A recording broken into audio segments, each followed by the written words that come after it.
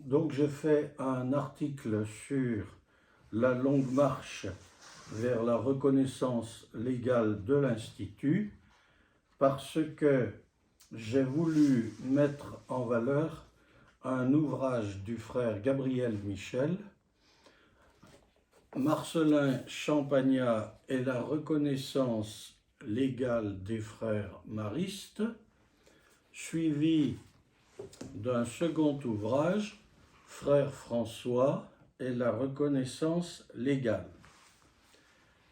Ces deux ouvrages, déjà un peu anciens, décrivent une des grandes opérations faites par l'Institut pour, en quelque sorte, parvenir au grand jour.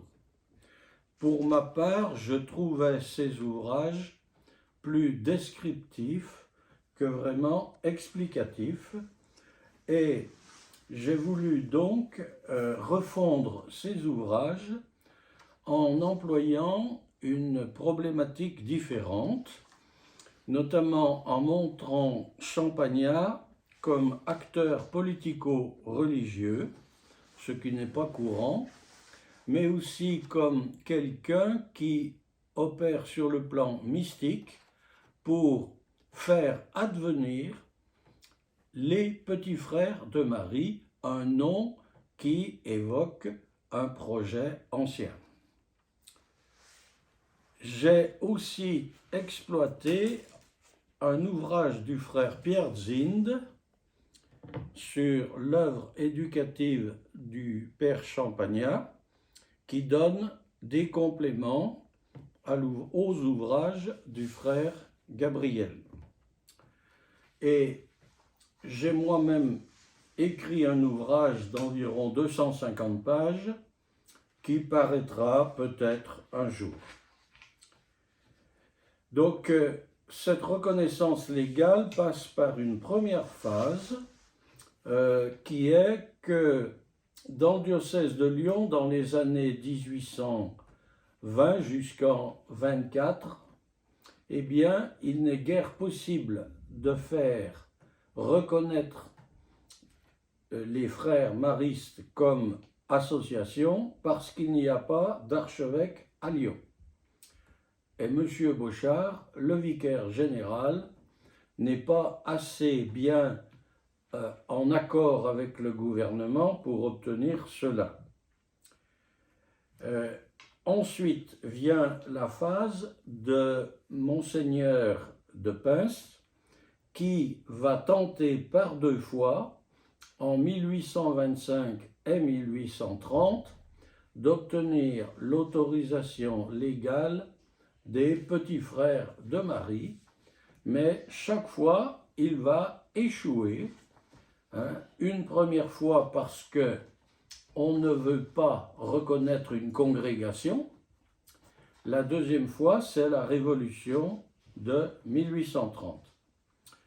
Et à partir de 1834 environ, dans le diocèse, on envisage une affiliation des petits frères de Marie à d'autres congrégations parce que une autorisation légale paraît impossible. Et Champagnat, pour éviter cette affiliation, écrit au roi Louis-Philippe en 1834. On n'accorde pas assez d'importance à cette lettre, car en 1834, faire appel à Louis-Philippe, cela paraît d'une grande audace, parce que ce roi apparaît comme un usurpateur aux yeux des partisans de l'ancienne dynastie. Donc Champagnat manifeste en quelque sorte une espèce d'indépendance politico-religieuse en faisant appel au roi, il en obtiendra une petite reconnaissance, une reconnaissance de sa maison sans plus, mais pas de son association.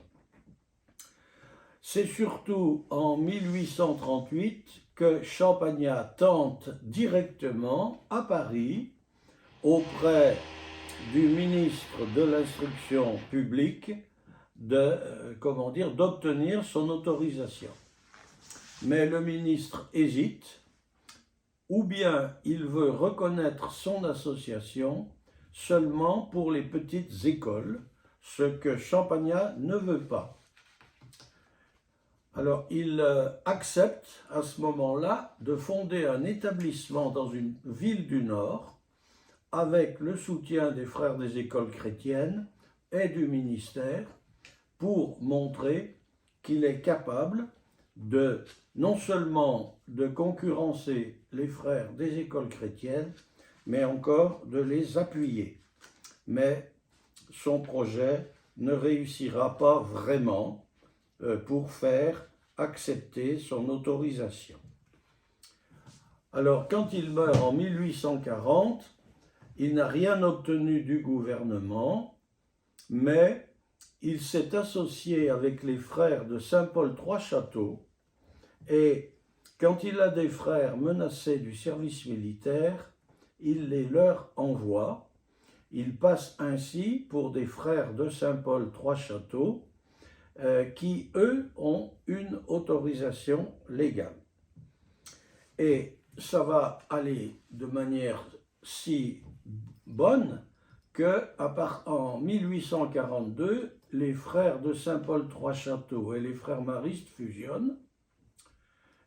Et en 1844, il y aura une autre fusion avec les frères du diocèse de Viviers. Et cette fusion, chaque fois, c'est plutôt une annexion de ces frères par les petits frères de Marie qui sont plus nombreux et plus solides.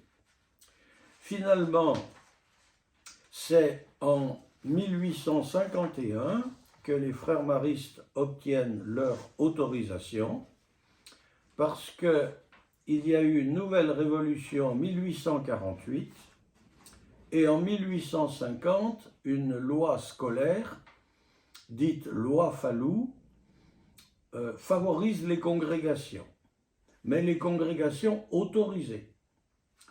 Alors les supérieurs vont réussir, après bien des difficultés, à se faire reconnaître comme congrégation autorisée, et donc ils pourront bénéficier de cette loi Fallou.